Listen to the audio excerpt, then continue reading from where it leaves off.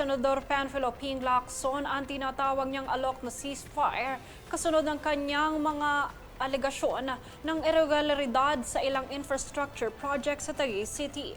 Sinabi ni Lacson na matapos niyang isumite sa Office of the Ombudsman ang mga dokumentong nakalap ng kanyang grupo, ilalahad din niya ang iba pang detalye sa pagdinig ng Senate Blue Ribbon Committee sa flood control projects. Kabilang sa mga anomalya na tinutukoy niya ang double billing at iba pang irregularidad sa slope protection at iba pang infrastructure projects sa lungsod.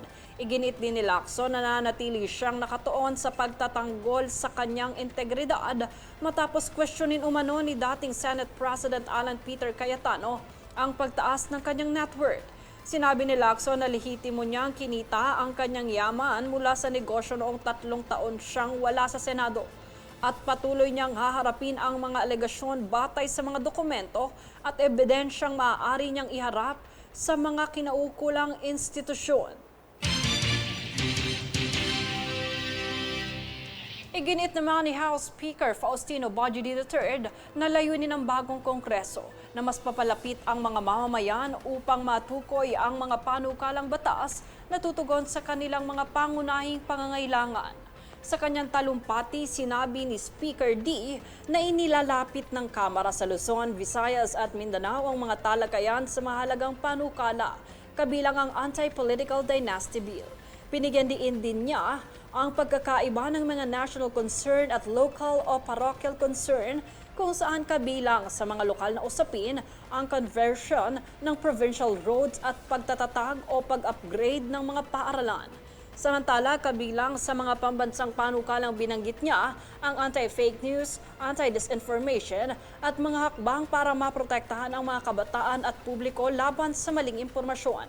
Para sa Isabela, binigyan diin naman ni D ang pangangailangang palakasin ang sektor ng agrikultura, kabilang ang mas magandang presyo ng mga produkto, kita ng mga magsasaka at suporta mula sa pamahalaan.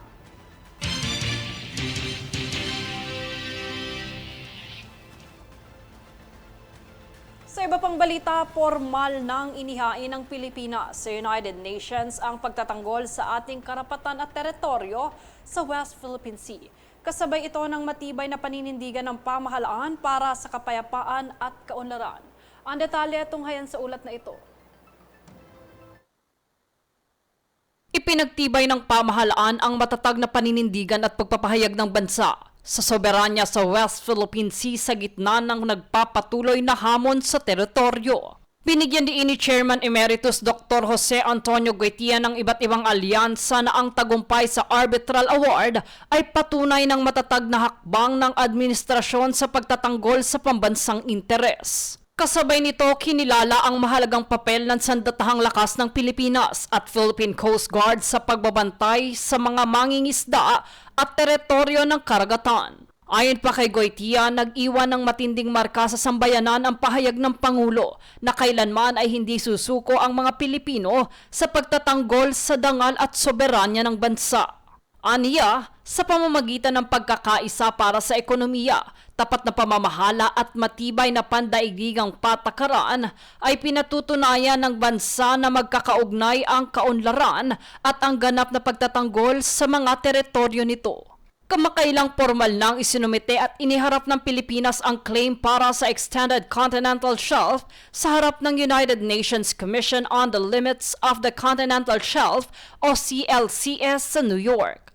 Ayon sa Department of Foreign Affairs o DFA, hiniling ng delegasyon ng bansa sa UN na kilalanin at isaalang-alang ang makasaysayang 2016 arbitral ruling sa pagtatasa ng ating teritoryo.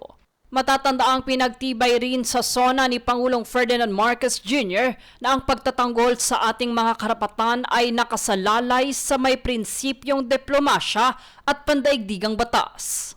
Jade Buhoy, nag-uulat para sa Golden Nation Network. Nagtapos naman sa 19.07 trillion pesos ang utang ng pambansang pamahalaan nitong katapusan ng Hunyo na panibagong record high at unang pagkakataong paglagpas sa 19 trillion peso mark. Base sa ulat ng Bureau of the Treasury, mas mataas ito ng 2.8% mula sa naitalang 18.55 trillion pesos na utang ng pamahalaan noong katapusan ng Mayo. Samantala, bahagya namang lumakas ang halaga ng piso kontra dolyar na nagtatapos sa 61.290 cents nitong katapusan ng Hunyo, kumpara sa 61 pesos and 501 cents na katumbas ng isang dolyar noong Mayo.